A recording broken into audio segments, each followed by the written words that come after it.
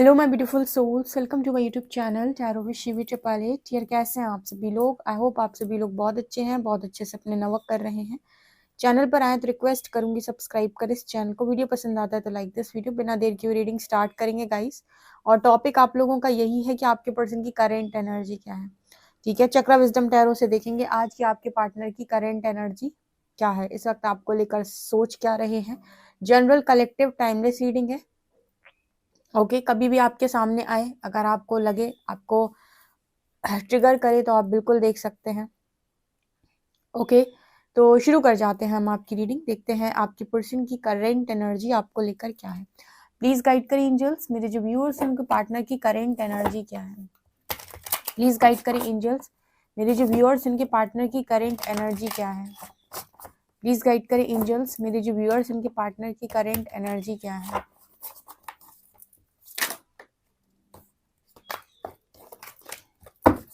क्या सोच रहे हैं मेरे व्यूअर्स को लेकर, मेरे व्यूअर्स के पार्टनर की करेंट एनर्जी मेरे व्यूअर्स को लेकर क्या है। कलेक्टिव एनर्जी प्लीज मुझे गाइड करें। 9 ऑफ कॉइंस एंड टेम्परेंस, ठीक है।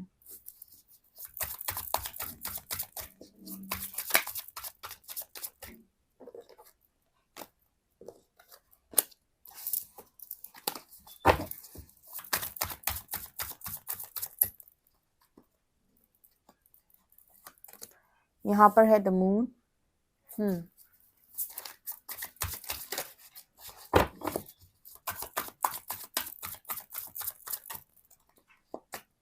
यहाँ पर है 10 of shorts,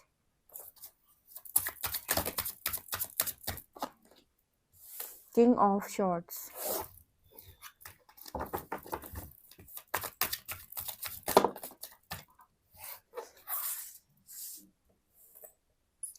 the tower, 6 of shorts and 8 of wands.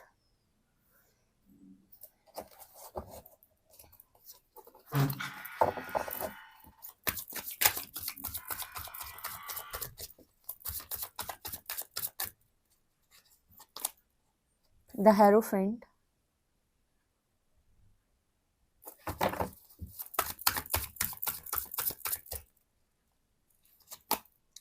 And 8 of coins. आपको लेकर आपके पर्सन की एनर्जी क्या है, ठीक है। टावर यहाँ पर क्यों आया है एंजल्स, गाइड मी, टावर क्यों आया है, टावर क्यों है यहाँ पे।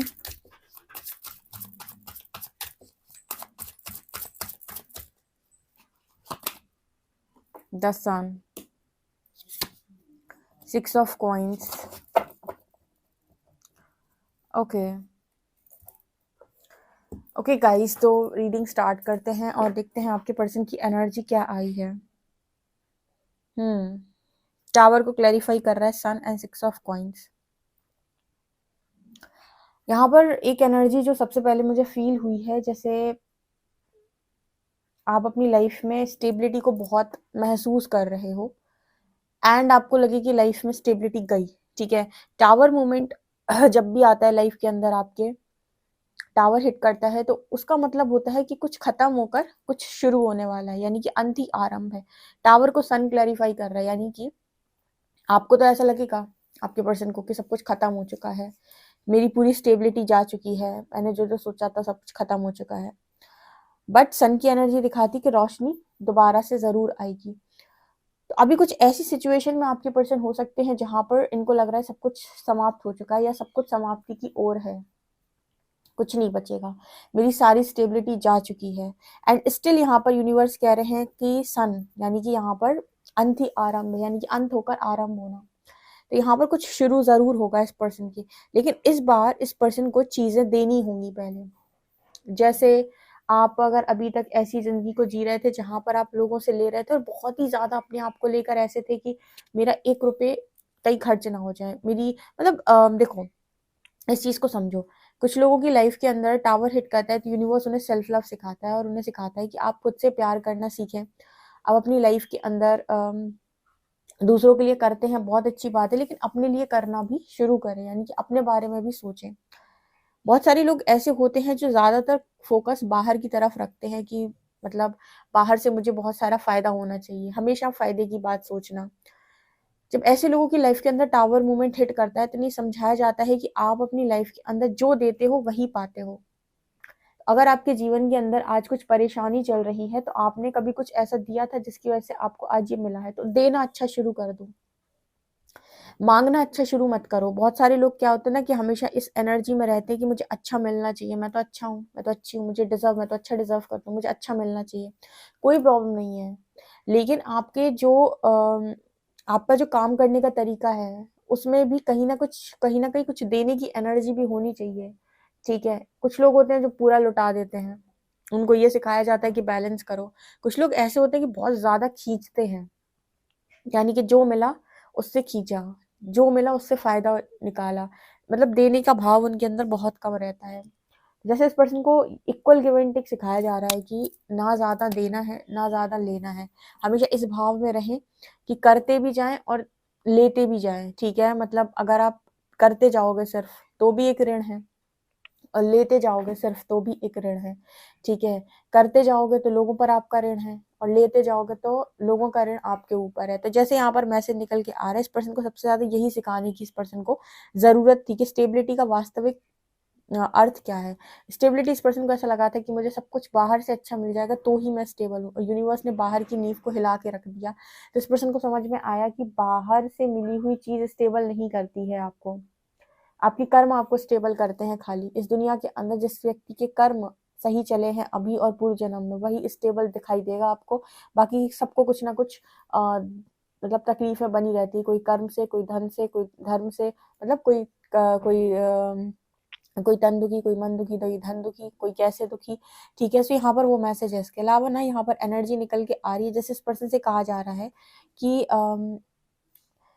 इस पर्सन की एनर्जी में ये है कि मैंने किसको ऐसा फंसाया कि आज मैं ऐसा फंसा हुआ हूँ। मैंने अभी बताया इक्वल गिव एंड टेक की एनर्जी आई थी। मैंने किसको ऐसा फंसाया कि आज मैं यहाँ फंसा हुआ हूँ। कई बार आप किसी कैद में नहीं होते हैं, किसी ने आपको जेल में नहीं डाला, लेकिन फिर भी आप अपने आप में ऐसा महसूस करेंगे जैसे मुझे किसी ने बांध दिया हो, मैं कुछ काम नहीं कर पा रहा हूँ, या फिर मुझे रास्ते नहीं मिल रहे, मुझे क्लैरिटी नहीं मिल रही। तो डेफिनेटली हम कहते हैं कि बाहर से शायद कोई तंत्र हो गया है, हो सकता है हो गया हो। बट आपके खुद के, जैसे मैं कहती हूँ कि बिना आपके खुद के कर्मों के आप कर्मों के आपके ऊपर तंत्र असर नहीं करता है। तंत्र या ये सब क्रियाएं आपके ऊपर होती ही तब है जब आपका किसी आत्मा के साथ पूर्व जन्म का कोई कर्म संबंध होता है, और वो आत्मा जानती है कि आपने उसके साथ क्या किया था, तो वही आपके साथ ये हरकतें करती रहती है कि आपके ऊपर तंत्र करवाए, ये करवाए, वो करवाए। नहीं तो इस पूरी दुनिया की भीड़ में ना आप किसी को जानते हो, ना कोई आपको जानता है, कोई आपके ऊपर तंत्र क्यों करवाएगा? कोई आत्मा अगर ज़बरदस्ती आपके पीछे पड़ी हुई है, आप पर तंत्र करवाती है, या आपसे उसको बहुत ही ज़्यादा कलेश है, तो कहीं न कहीं उसका कुछ ना कुछ तो आपके साथ हिसाब-किताब है, ठीक है? ना आपके साथ उसका हिसाब-किताब होता और ना ही वो आपके बारे में ऐसी सोच रखती कि मुझे उस पे तंत्र करवाना है। कभी कोई ऐसा सोचता है क्या नॉर्मली कि मैं सबको बैठे-बैठे मैं सबके ऊपर तंत्र करूँ, ठीक है? तो ऐसा नहीं होता है। तो जिसका आपने कुछ बिगाड़ा होता है वही आत्मा आपके ऊपर इतना ज़्यादा क्रोधित होती है कि वो इस तरह की हरकतें आपके साथ करती है। तो वहाँ से निकलने का भी एक ही तरीका है कि अपने आप को भी वहाँ से उठाओ और दूसरों को भी वहाँ से उठाओ। यानी कि दूसरे लोग भी जो इस तरह की सोच में बंध गए हैं, उनको भी वहाँ से बाहर निकालो। कॉन्शियस थॉट कभी नहीं देना चाहिए, कभी मत देना आप लोग भी कि मेरे ऊपर तंत्र हुआ है। कभी भी ये थॉट मत दो कि मेरे ऊपर तंत्र हुआ है। हाँ, हुआ भी हो तो भी कभी ये थॉट नहीं आना चाहिए, या कंटिन्यूअसली इस थॉट को नहीं बढ़ाना चाहिए, क्योंकि कुछ कर्म बंधन ऐसे होते हैं जिन्हें हम अपने सबकॉन्शियस की पावर से काट सकते हैं। यानी कि हमारे सबकॉन्शियस में इतनी ताकत होती है कि अगर वो एक थॉट ही लेने से मना कर दे कि हमारे ऊपर तंत्र हो सकता है, तो कभी तंत्र असर ही नहीं करेगा, ठीक है? लेकिन कुछ ऐसे कर्मा होते हैं जिन्हें हम कहते हैं फिक्स्ड कर्मा। फिक्स्ड कर्मा का अर्थ होता है कि ये तो तुम्हें झेलने ही पड़ेंगे, इसकी काट नहीं होती है, ये तो तुमसे कटवा के दम लेगा ईश्वर, क्योंकि तुमने यहाँ पर बहुत सारा लोगों को तड़पाया था। कुछ कर्म ऐसे होते हैं जिन्हें आप काट सकते हैं अपनी सबकॉन्शियस की पावर से, और कुछ कर्म ऐसे होते हैं जो साधना मार्ग से काटे जा सकते हैं। तो 3 तरीके से चीज़ें होती हैं, एक तो आपने साधना से काट लिए कुछ कर्म, दूसरे ऐसे होते हैं जो आपने अपनी सबकॉन्शियस पावर से काट लिए, उसमें साधना भी नहीं लगी, आपकी विल पावर स्ट्रॉन्ग है, आपकी आपकी सबकॉन्शियस की पावर बहुत स्ट्रॉन्ग है, आपने काट दिया उस कर्म को। तीसरा होता है जो भुगतवा के ही दम लेगा ईश्वर, जो जिसकी कोई काट ही नहीं होती, जो तो कहता है कि तुमको भुगतना ही पड़ेगा, जैसे तोड़ा था वैसे टूटना ही पड़ेगा। इसको कहते हैं जब आप किसी आत्मा को बहुत ही ज्यादा प्रताड़ित करते हो।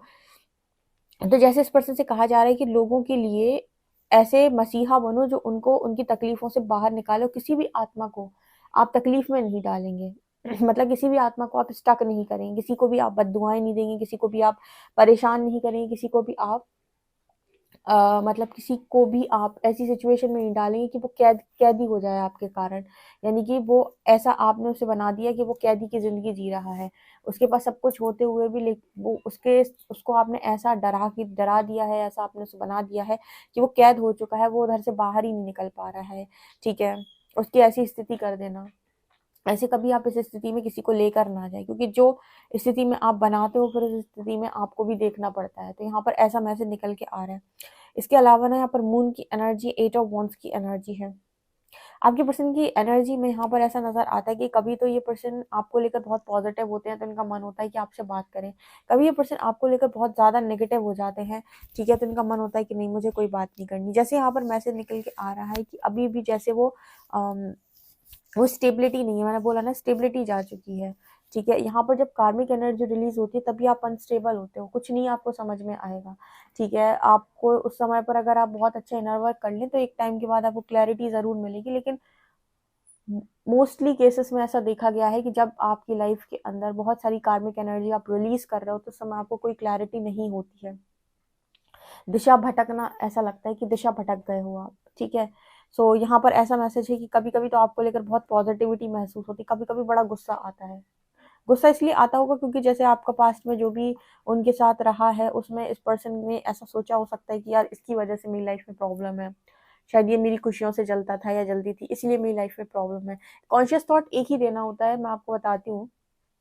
एक ही थॉट रखो अपने दिमाग में और वो थॉट है कि ईश्वर मुझे इन कर्मों की सजा दे रहा है कि शायद मैंने कोई गलती की थी, और जिस दिन मेरे कर्म पूरे होंगे उस दिन मुझे कोई सजा नहीं देगा, ना ईश्वर मुझे सजा देगा। तो मैं ईश्वर की इच्छा से भोगता हूँ, चाहे सुख हो चाहे दुख। ठीक है, बाकी और कोई तीसरा कारण नहीं है मेरे दुख को भोगने का, कि मुझे उपतंत्र हुआ, ये हुआ, वो हुआ। हाँ, ये सब रीजन हो सकते हैं, मैं ये मना नहीं कर रही, लेकिन इनको कॉन्शियसली इनको बढ़ाना नहीं है। इनको थॉट में सिर्फ यही देना है कि जो होता है ईश्वर की मर्जी से होता है। ठीक है, ये थॉट रहेगा ना तो आप दुनिया भर की चीजों से बच जाएंगे। ठीक है, कि ये होने वाला है, वो होने वाला है, ऐसा होने वाला है, वैसा होने वाला है, इस पर आपका कोई कंट्रोल नहीं है। ठीक है, तो यहाँ पर एक मैसेज आ रहा है आपके पर्सन का कि बातचीत करनी है, क्योंकि घायल अवस्था है बहुत ही ज्यादा। और घायल अवस्था इसीलिए भी है बिकॉज सबसे ज्यादा डर इस पर्सन को ये है कि आप दूर जा रहे हो या आप मैरिज कर रहे हो या आप कहीं अलग हो रहे हो इस पर्सन से। ऐसे थॉट्स आते हैं ना कि जहाँ इंसान इनसिक्योर होता है, सेपरेशन में है, उसे गलती हो गई, उसने पास्ट के अंदर आपको डिच किया, अब आपकी स्थिति ऐसी बन गई है कि ऐसा आप मूव ऑन कर सकते हैं, आप निकल सकते हैं। लेकिन वो आत्मा कहीं ना कहीं उस चीज को अनुभव करती है कि ये मेरा पार्टनर था, ये मुझसे प्यार करता था, इसकी सारी फीलिंग्स मेरे लिए थी, अब ये मेरे से दूर चला जाएगा, चली जाएगी। ठीक है, अब ये किसी और का हो जाएगा या हो जाएगी, तो एक इनसिक्योरिटी, जेलेसी वाली एनर्जी भी यहाँ पर रहती है। तो ये पर्सन कहीं ना कहीं दूर से आपको देख रहे हैं और इनको ऐसा भी महसूस होता है कि इन्होंने आपको बड़ी तकलीफ दी है, शायद इसीलिए इनको ये तकलीफ मिल रही है। लेकिन होता है ना कि आपने तो अपने पर्सन के साथ किसी थर्ड पार्टी को देख लिया, बट आपके पर्सन की एनर्जी ऐसी हो सकती है कि मैं ये काम कैसे करूंगा, ठीक है, ये मैं ये कैसे कर सकता हूँ, ये कर सकती। ओके इसके अलावा ना यहाँ पर किंग ऑफ शॉर्ट्स की एनर्जी है। सो ये कार्ड मुझे इस चीज़ की बात कर रहा है कि आपके पर्सन इस वक्त ये भी सोच रहे हैं कि मैंने कैसी लाइफ चूज की थी, यानी कि मैंने क्या चाहा था और क्या हो गया। ये पर्सन हमेशा से एक बैलेंस लाइफ को चूज किए थे, और इनका था कि मैं अपनी लाइफ में बहुत मेहनत करूंगा, सब करूंगा, ठीक है, और एक अच्छा पार्टनर मिल जाए मैं सब कुछ बनाऊंगा। लेकिन जिंदगी कहाँ से कहाँ ले गई। कई बार आपकी प्लानिंग फेल हो जाती है, कई बार आप बहुत प्लानिंग करते हो लेकिन कुछ भी आपकी प्लानिंग के अनुसार नहीं होता है। जो आपने कभी नहीं सोचा हो वो आपको देखना पड़ेगा, जो आप कभी भी एक्सपेक्ट नहीं कर रहे थे वो काम आपकी आंखों के सामने होंगे। ठीक है, तो यहाँ पर जो मैसेज निकल के आ रहा है ना, आपके पर्सन को बिल्कुल ऐसा ही लग रहा है कि मैंने क्या सोचा था और क्या हो गया, कैसी जिंदगी, राजा की जिंदगी में जीना चाहता था और ये क्या हो गया। ऐसा नहीं है, अगर इस पर्सन की ख्वाहिश है तो भविष्य में मैनिफेस्ट हो सकती है, लेकिन इस पर्सन को अब ये टावर मोमेंट जो आया है, इस पर्सन की लाइफ में टावर हिट किया है, इसको बहुत सीरियसली निकालना होगा। और आप अपने इंसान, मतलब इस इंसान को सही से परीक्षा देनी होगी परमात्मा की, हर चीज को एक्सेप्ट करना होगा कि हाँ मुझसे गलती हुई होगी तभी मैं आज सजा में हूँ। क्योंकि लंबे टाइम तक अगर आप इस चीज को एक्सेप्ट ही नहीं कर पाओगे तो आपकी हीलिंग कैसे होगी। जैसे मैं हमेशा कहती हूँ कि आपको अगर यही एहसास ना हो कि मैंने कभी किसी को क्या कष्ट पहुँचाया था, तो आपको माफ़ी कैसे मिल सकती है, ठीक है? अगर मान लीजिए कोई इंसान ने आपको 2 थप्पड़ मारे और आपको बहुत पीड़ा पहुँची, आपके आत्मसम्मान को बहुत गहरी ठेस लगी। अब वो व्यक्ति आए और आपसे सॉरी बोल दे, तो आपको वो सॉरी बहुत ही ज़्यादा तीर की तरह चुभेगा, क्योंकि उस सॉरी में आपको कुछ फ़ील नहीं हुआ उस पर्सन का। आपको लगेगा कि इसने मुझे 2 थप्पड़ मार के मेरे आत्मसम्मान को इतनी ठेस पहुँचाई और सिर्फ़ सॉरी बोल के निकल गया। आपको बुरा लगेगा, आपके अंतर्मन से उसके लिए कोई माफ़ी नहीं आएगी। आप सोचोगे कि मैं इसे माफ़ नहीं कर सकता, इसे कोई भी फ़र्क नहीं पड़ता कि इसने मुझे क्या कष्ट दिया है। और वहीं पर वो इंसान गिड़गिड़ा कर, रो कर और आपको आपको मतलब आपको फ़ील करके वही सॉरी बोलेगा ना, तो शायद आपकी मुझ से एक बार को माफ़ी निकल जाएगी कि चल जा, मैंने तुझे माफ़ किया, तूने जो कुछ भी मेरे साथ किया था। क्यों? क्योंकि तुझे उस गलती का एहसास हुआ है। उसी तरीके से उन आत्माओं के साथ होता है, जिनको तुम जिनको जिनके बारे में तुम्हें मालूम नहीं है, लेकिन तुम चाहते हो, ठीक है, कि वो तुम्हें माफ़ कर दें। तो उनसे उसी तरीके से माफ़ी माँगनी होगी कि उन्हें एहसास हो कि हाँ, तुम्हें फ़र्क पड़ता है, तो वो आत्मा तुम्हें ज़रूर माफ़ करेगी। यहाँ पर वैसा ही मैसेज आप लोगों के लिए निकल के आ रहा है, आपके पर्सन के लिए, ठीक है? तो गाइज़, ये आप लोग के लिए रीडिंग है। आई होप आपको ये रीडिंग पसंद आई हो। पसंद आई तो मुझे ज़रूर बताएँ। पर्सनल रीडिंग के लिए आप मुझे व्हाट्सएप कर सकते हैं। वीडियो पसंद आए तो like the video, subscribe my channel. Thank you guys.